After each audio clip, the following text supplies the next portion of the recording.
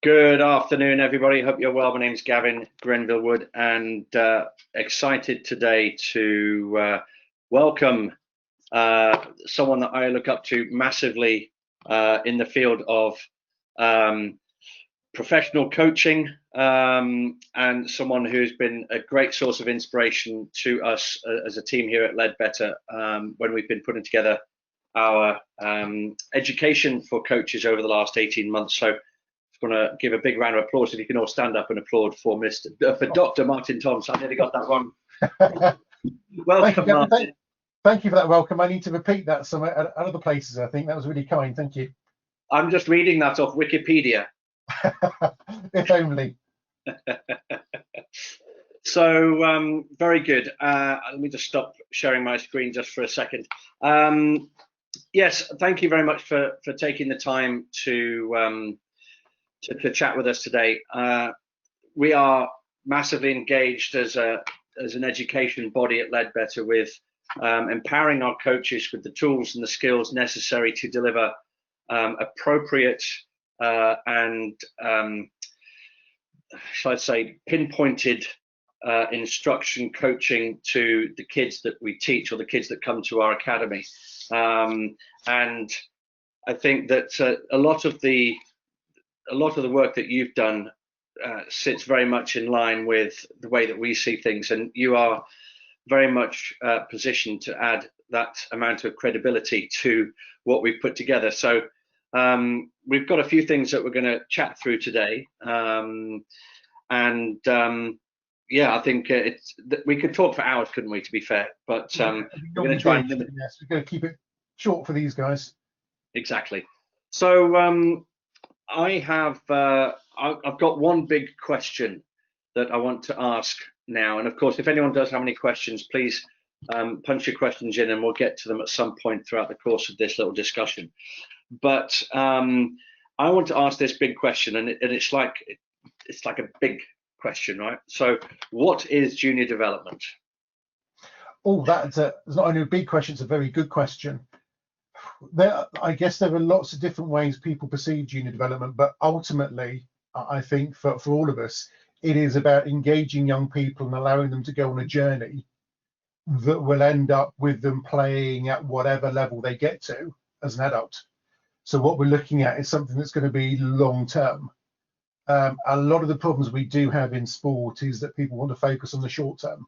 They want to achieve at a young age, and if they don't achieve at a young age, then they're not successful, they're no good.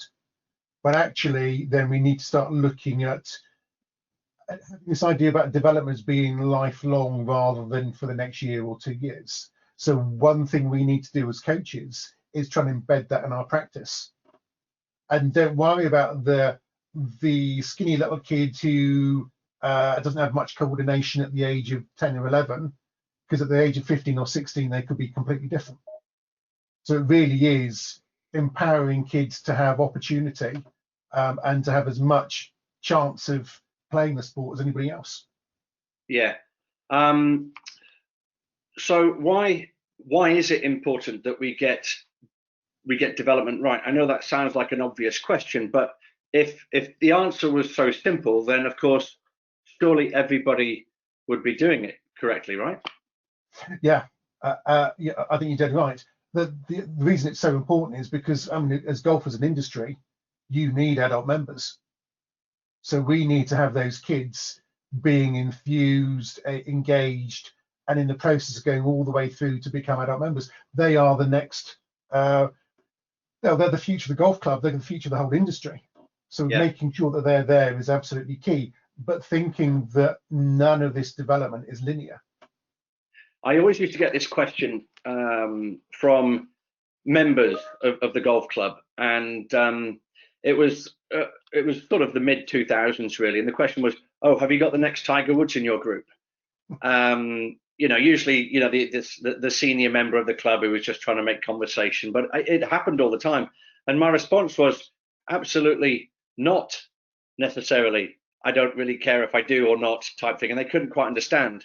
I said, well, in all seriousness, if we get an elite player out of this, that's an absolute bonus. But if these kids that I'm teaching today are still playing golf when they're 30, we've done our job.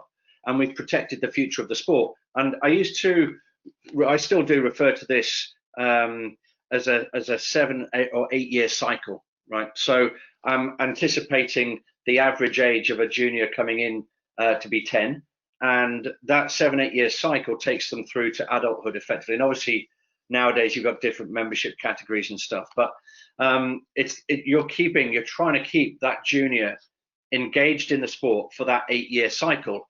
They might then go away to university. They might come back to their home environment after that to take their first job, or they might just pick up somewhere else and go. But quite often, people do migrate back into the vicinity of where they used to live. And, if they are still playing the sport, the chances are they'll come back as a member too in their late 20s or maybe early 30s. And then the cycle kind of reignites once they have a family, and it all kind of starts over again. So it's a long-term deal, isn't it? It is, absolutely. And there are a lot of people out there who are very short-termist. It's a little bit like, have I got the new Tiger Woods? Is that my passport to fame? And actually, we've got to think that the odds, you've got probably more chance of winning the lottery than you have of finding the next Tiger Woods. So if you put all your money and all your focus on that, then you're not going to get anywhere, and the game's not going to get anywhere. So we do have to go back and really think of those juniors that are in there experiencing the game for the first time. They are the future. No matter if they become the next club secretary or junior organizer as an adult, it doesn't matter. They're giving back. So we've really got to think about that breadth of what we're trying to create here. Yeah, absolutely. And it's funny, last time I checked, there were about 80 different careers associated to the golf industry, which is massive, isn't it? And when we talk about protecting the future of the sport, we're not just talking about protecting club members, because that will evolve and it will look different in 20 years than it does today. But equally, those that govern the game, those that manage this, and those that take the baton on and run with it, and to continue this work of development. Yeah, absolutely. And it is crucial. We do have to think about it. It's not just about performance, it's about participation. Yeah, totally. So what do you see as, you've come across a lot of young coaches as you have mentored them in Birmingham. What have you come across that you might identify as problematic in a coach's attitude towards development? I think a lot of that, and it's something I have a personal bugbear about, is almost trying to measure yourself as a coach against the people you produce. There's a big thing that, and they're very good in Europe about doing this, is it's all about you have high social status if you coach somebody who makes it on tour, because hey, you can talk about that. Hey, I'm really famous. I'll put it on my website. I'll do everything else. But what we need is people who have high moral status, who are doing it from the grassroots up and making that way. Now, everybody starts in the as a 17, 18-year-old. You always start, I want to be the next Butch Harmon. Well, now I'm going to go back a bit there, because and I'll come on to this in a minute. It starts off with them saying, I want to be the next Tiger Woods. And then when they realise, and then when they realise that, they'll default to Butch Harmon, right? Yeah. And actually, what we want people to do is to have that high moral status of actually, I'm coaching loads of juniors and they're staying in the game. The problem in the society that we're in is, if you say that at a dinner party, nobody's interested. Not very sexy, is it? If you say at a dinner party that you've coached somebody who's on tour, everybody's interested. So we've got to change a bit of mindset around that one. Yeah, absolutely. Just going back to that, the problems I've come across in my career to this point, and the last 10 years of my career, I've spent less time, probably equal time coaching children as I have trying to implement programs to other coaches. And actually what I found as problematic from my perspective is what I refer to as this concept of FPS, which is failed player syndrome. And, God bless everybody that wants to be, I still, I'm 47, 48 next week, and I still have aspirations of playing in the Ryder Cup. I mean, how crazy is that? I joke, but we all had dreams, and I was massively inspired by Sevi. I know it's his anniversary today, so a bit poignant there, but we when we don't feel like we're going to reach the heights which were in tune with the dreams that we had, we're left with a kind of sense of, oh well, I'll just do that, that'll do, rather than a clear driven motive to actually become a great coach. One of my goals and motivations from this point forward is to present golf coaching or coaching children as a viable career choice, so that it's the first thing that the 16-year-old looks at and goes, I want to do that. That's really awesome. I want to do that. And you know what? We could then start training them at an earlier age, and they become a much better coach by the time they're 23, 24 years old, and they've got so many years ahead of them. And of course, when they're that age, I think they are fantastic coaches at engaging with that younger age group. I mean, absolutely. Really, do young kids 8, 9 years old really want to listen to someone who's nearly 60? I just don't think so. Yeah. I mean, you might get a few, and you might get the odd one that's fantastic. But I just think that younger age has the ability to really have more fun and be more active with, and set the right examples for that young golfer. So that's what I'd love to see. Where it's a viable career choice. Absolutely. And I think sorry, just going to say the other thing we have to do is just to present it as a of course, a viable career choice means it has to be financially viable. Yeah. So. Yeah, no, I think you're spot on there. And it's something that going back, I don't know, 10, 15 years, Sports Coach UK had come up with a 4x4 matrix where you could become a level 4 coach with juniors, which is absolutely brilliant. Unfortunately, that hasn't happened. So what we tend to think of in a linear way that we do is you do your level 1, you do the juniors. So you put the least experienced coaches with the most vulnerable kids.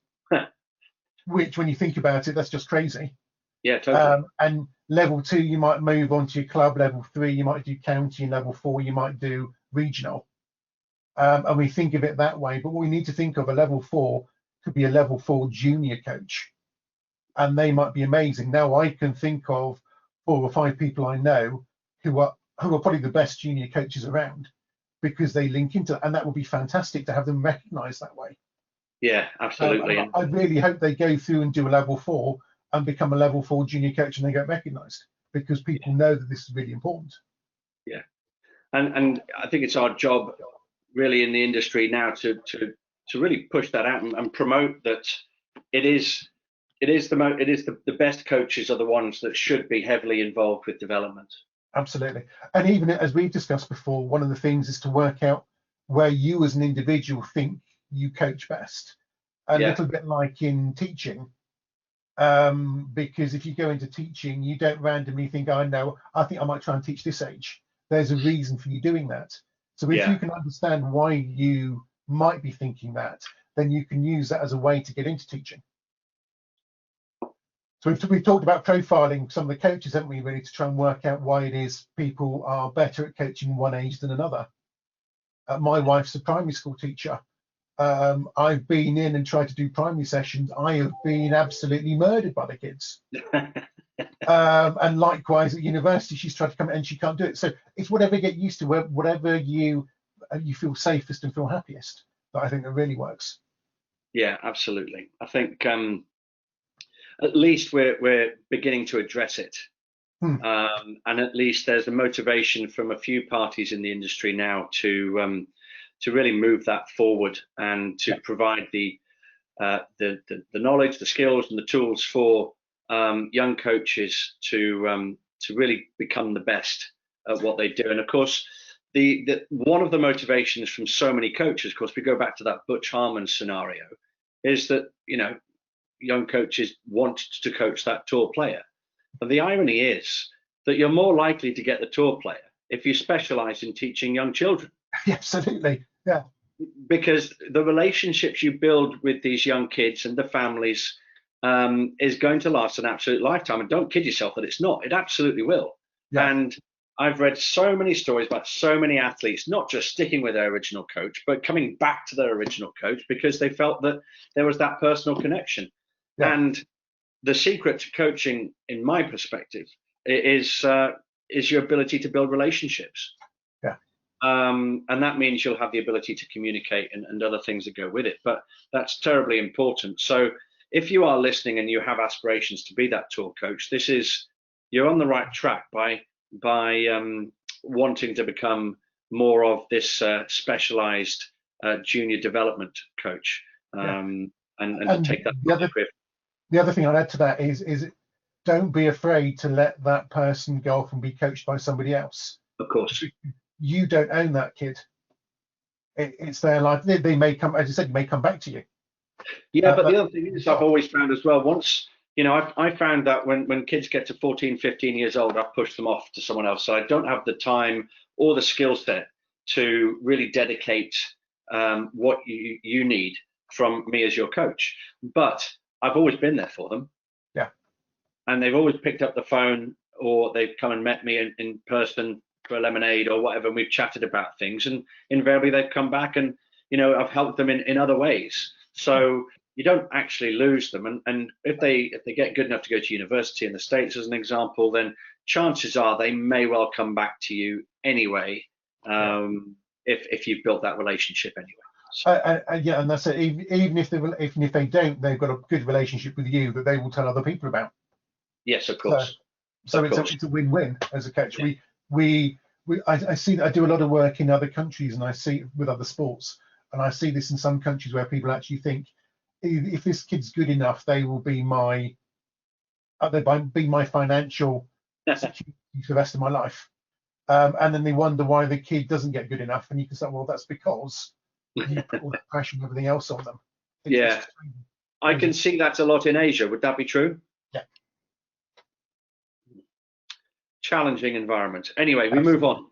We move on. So can I just move on to what I think is your most prolific tweet?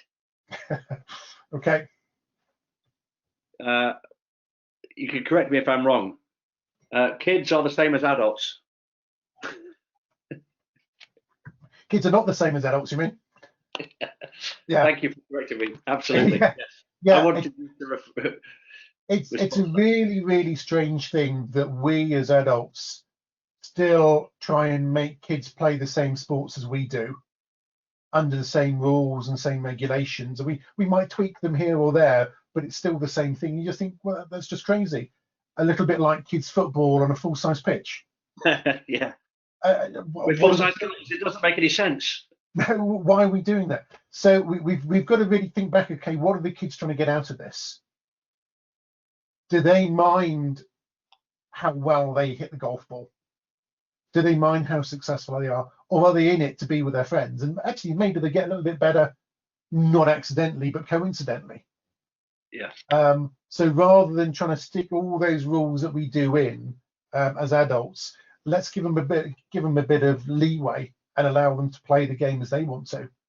And there are certain people I know well in the golf industry who actually go down the idea of giving kids some clubs and a ball and just telling them to go off and have a game. Don't give them any instruction at all, just so they get used to it. Yeah. That's one of the first things I'll do in a lesson with a group of newbies. We'll talk about the safety implications first, of course, but in a controlled environment, I'm giving them a stick and a ball and saying, from 20 yards away from the hole, I'm saying, right, there you go, get the ball in the hole and the fewest number of shots possible. Off you go. Yeah.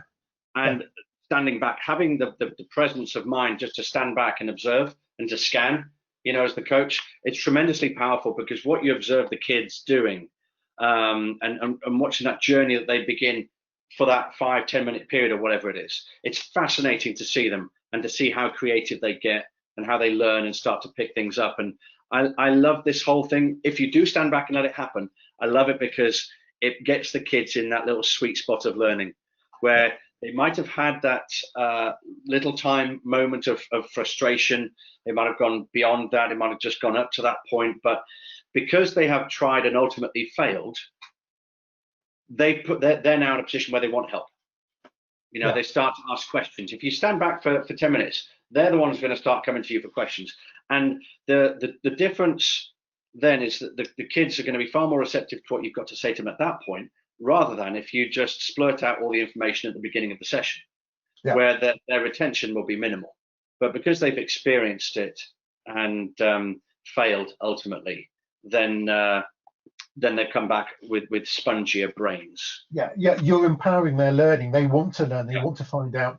I will always remember, this is going to be 20, 30 years ago, going to a driving range and seeing this 9 or 10-year-old turn up for the first time with the parents. Right. And the coach literally had them in the driving range doing all of the technical stuff, literally from the first 2 minutes for a whole hour. I bet that kid has never picked up a golf club again in their lives. Right, absolutely. Absolutely. So I have I've just shared a screen with everybody here, Martin, and just moving on to how we think kids learn and the journey that they go on during this whole process. And what I've shared on the screen is the pit of success. So, I often call it the pit of doom. You understand what I'm talking about, right? Yeah. And you start off and thinking that okay, yeah, I've got this. This is pretty cool. I'm doing pretty well right now. I want to get better. I want to try this and see if I can hit the ball a bit further, as an example. And you start off and you hit a couple of good ones and you think, okay, yeah, that's fine. And then you start to be coached a little bit and get some more help. And then you find that to replicate what your coach is saying, this becomes a little bit more difficult. You start mishitting the ball, your timing's off, etc. And then by the time you kind of realize that you're kind of deep in this pit, and you're starting to really struggle and wonder why you began taking on this new thing in the first place, this new skill in the first place. And your confidence goes, you start to get a little bit more stressed, you're certainly more confused.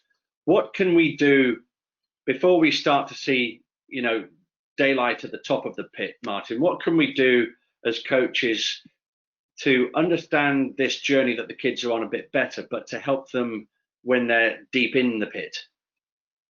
That's a really good question. I think that there's probably some socio-cultural things underlying that now, in that if in the 21st century, if kids find something difficult, it is easier to let it go and move on to something else. So actually trying to maintain this challenge, I think, is really important.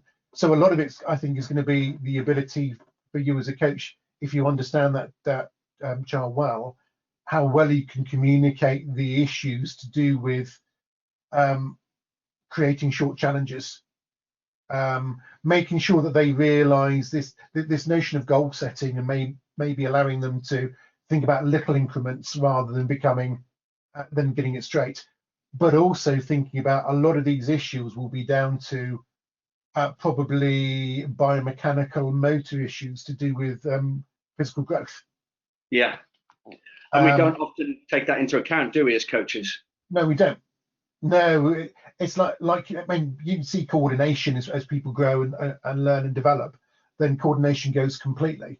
But we've got to be in there supporting them to allow that to happen at the same time. So it is a tough one. It's a really, really difficult question, because kids are very different. We don't know what's going on at home. We don't know what their other sports and activities are that they're doing. So we need to understand them far more individually and holistically than we do just for golf. Yeah, I want to touch back on that point in just a second. But when the kids are at the bottom of that pit, this is absolutely where they revert back to what they felt comfortable with. Yeah. And it's that's where we've got to be strong at that moment. But it does revert back to the environment and the culture that we've created in order for the kids to understand that they're going to go through this. Yeah. But also whether we have brought the parents in on this journey so that the parents can be used to help the kids through it. Now, what we need, and the subject of parents is huge for us, and we could talk for hours on that, but the parent has the most influence on a child, and we're never going to change that. No. So pushing the parent away as a coach is absolutely not the right thing to do, because we need that help. When the kid jumps in the car and leaves the academy, we have no idea what's going on. We don't know whether the parent is bad-mouthing us, whether he's contradicting what we're saying, indeed whether he is complimenting what we're saying. You know, to the best of my knowledge, I would say that it's probably a 50-50, where parents are truly supportive versus parents that will tell the kids what they think is the right thing. Yeah. And we've got to change that whole dynamic much earlier on in the kid's journey, so that the parents are brought on board. And that is a process. It is not something that's going to happen in a week. It's something that happens over months, if not actually years. And what you're looking for, if we're talking about that 7 or 8 year old child, we're looking for a great relationship for the coach to have with the parents when the kids are about 12. Yeah. Because, you know, that's when the kids will start to become that their goals, or the emphasis of how they enjoy golf, is going to change. So it's going to be less about having fun and playing the games and interacting with your friends, and more of how they play, and more of the result starts to creep in. So it becomes a bit more challenging. Yeah. I think, and onto that, I did some work with the PGA where we possibly some people here actually profiled around about 2,000 PGA pros, and something like 96% of you actually have a family member who played the game. So you've actually got automatically got some knowledge, some empathy in doing that. So the more we can get parents to engage with the game, the more empathy they will have, the more understanding they're going to have on that whole process. Yeah, absolutely. Just a mini pause here, folks. If you're listening attentively, if you have any questions, please just type them in the box, and I'd love to discuss anything that you've got that you need answered. Of course, Martin is a great contributor to a lot of our learning courses on the university.ledbetter.com platform. You can check that out after we finish this webinar, and Martin's put his foundational, I forgot what it says now, the foundation in junior development, right? So that's a great course to have, and that gives you a lot of the background information. We've got other courses in there that really complement that. So Martin's course comes before the others, so that you've got a really good foundation, a great grounding, so that you then can move into the Ledbetter Kids qualification, which consists of 3 things. You've got the champion athlete, and we do that first so that you basically learn the skills and grasp the tools for focusing on the child, who's at the heart of everything. And then we talk about, in the next section, the champion coach, we talk about some of the strategies and techniques that you need to develop as a coach. And then the third section is the champion business, which talks about the structure for your individual academy, age groups, times, type of classes, you know, that type of thing. So do take a look at that on the university.ledbetter.com platform. And as I said a minute ago, please, if you have any questions, just punch them into the question box, and we'll get them answered by myself and Martin. We are going to be finishing at about 1:45, so that gives us about 15 minutes. We've got a few more topics to discuss. And before we do, can I just go back a little bit just on the parents thing? Yes. One of my postgrad students did some work looking at junior county level golfers and their parents, and actually worked out there was a triad going on, and it was the kid who was in the middle of that having to translate everything the coach was saying back to his parents and vice versa. So the kid was a go-between. It was an interesting level of pressure that those kids suddenly found themselves in. So engaging the parents within that is then become crucial. So you have a complete conversation between coach and parent rather than having to go through the young golfer. Yeah. So another interesting dynamic to think about and know those parents as well. That's the key thing. Yeah. I often refer to that now.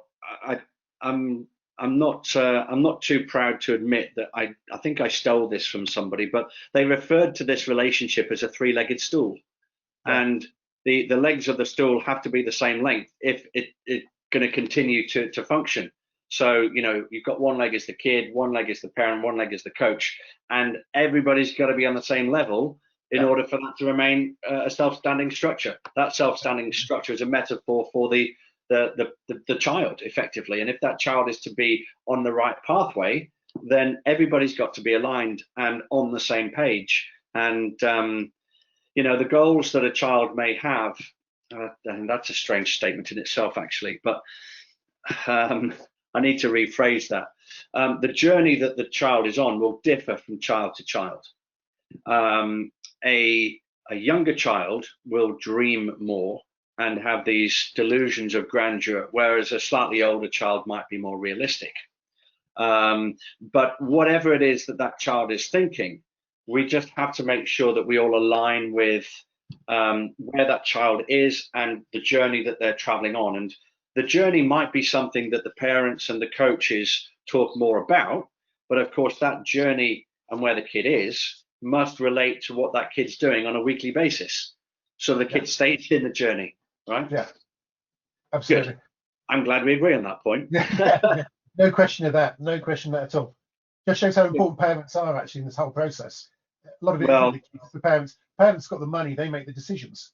Yeah, totally. If the kid's enjoying it, then they're going to help support the kid. So yeah. The last lesson I delivered before lockdown was in Orlando, Martin, and it overran by half an hour because I brought the parents into the athletic activity, and it was spectacular because what we found was that the kids were telling the parents what to do and tell them how to play by the rules. But it was basically a ball transferring game, and it was absolutely fantastic. The kids suddenly stepped up and everybody was laughing and giggling, having a lot of fun. But of course, the important thing was that the parents suddenly understood why what doesn't even resemble golf played an important part in that particular session. And I had a couple of text messages at the airport later that evening saying, "What have you done to me? I'm a broken man." Was one from one parent, because we were playing this game where you got to twist 180 degrees as you receive a ball and transfer it to the person behind you. And he'd obviously exerted himself a little bit too much, and that's great. He wasn't in the best of shape. It was poetry. I said I love it, and my response to him was, well, that's why we do this at such a young age. So fantastic. So I wanted to kind of conclude the conversation just by trying to understand what we mean by how kids learn. How do kids learn? My view on that is that kids do not have a learning style and shouldn't be pigeonholed as such, but that kids will receive different messages about different topics in different ways. Yeah, you agree with that? Yeah, absolutely. I mean, learning styles is heavily problematic anyway as a scientific concept. And as you say, you've got to find lots of different ways of giving the same message, because people do things differently, whether it means you tell them in different ways or show them in different ways or allow them to experience in different ways. They will get it, but there is no one way of doing it. You can possibly have, the best example is trying to do group coaching. You try and do group coaching and you say one thing and some kids will get it and other kids don't. But the problem we have is coaches who then say, well, you don't or you're not very good at doing it because you haven't understood.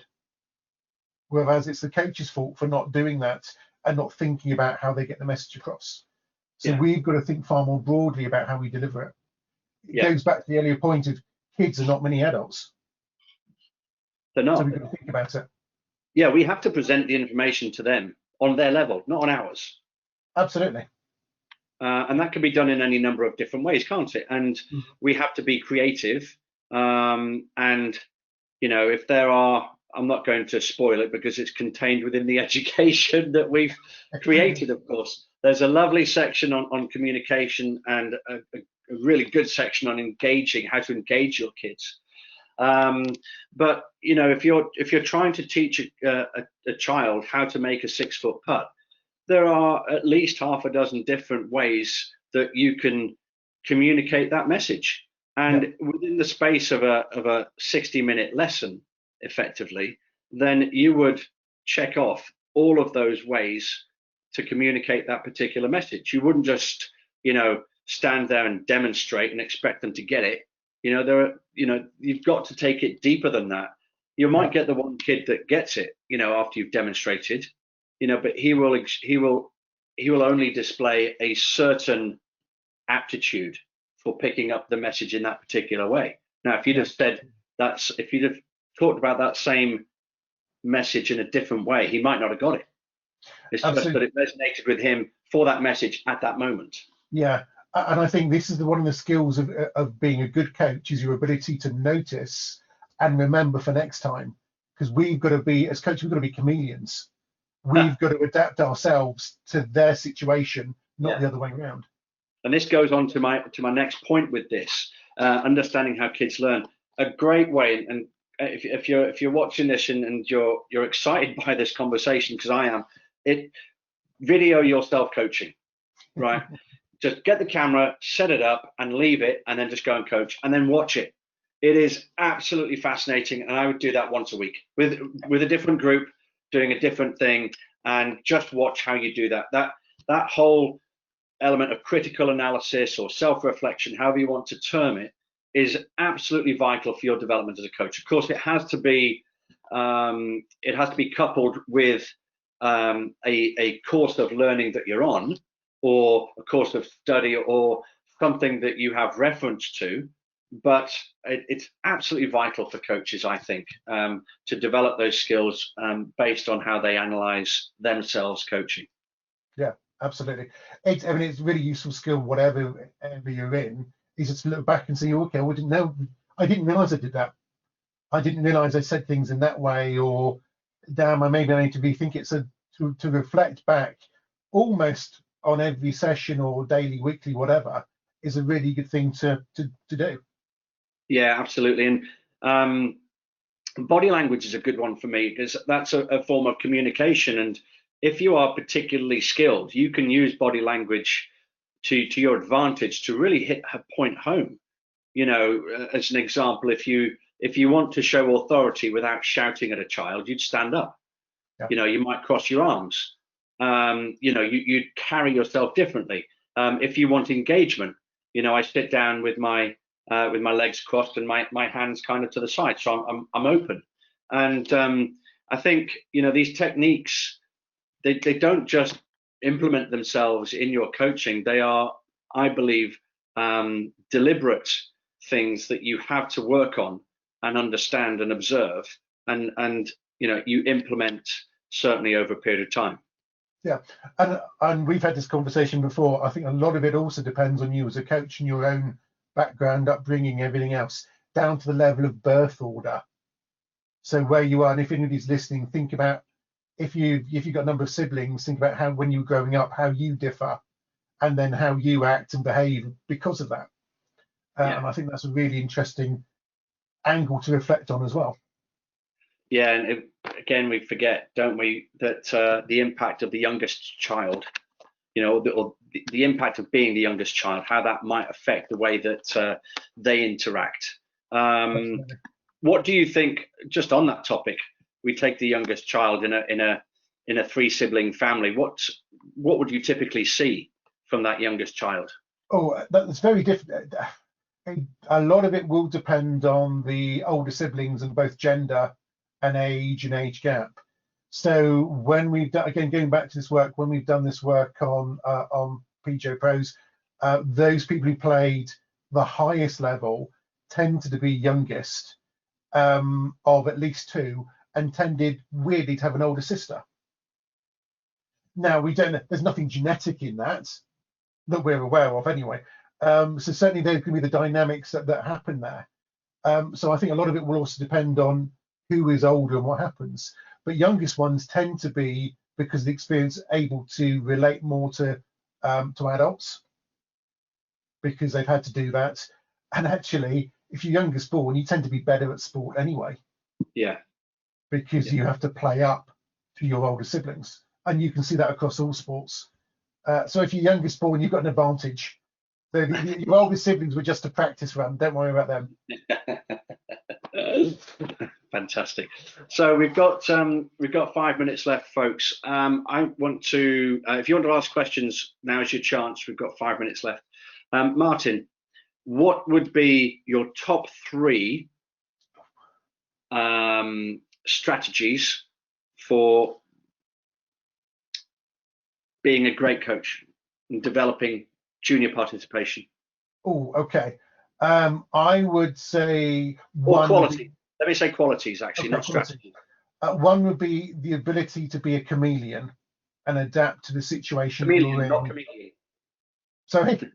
Chameleon, not comedian. No, well, both actually. You could do, yeah, certainly chameleon, and adapt to the situation you're in with the individual kids and parents and everything else. We all do this anyway. You look at yourself and how you talk to other people, and how you engage differently with different people and things. So that's a certain one.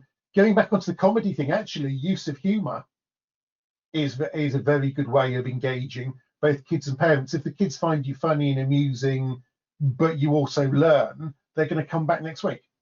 Yeah, and they're more relaxed as well, aren't they? Absolutely, and they're going to be more compliant. They're going to engage.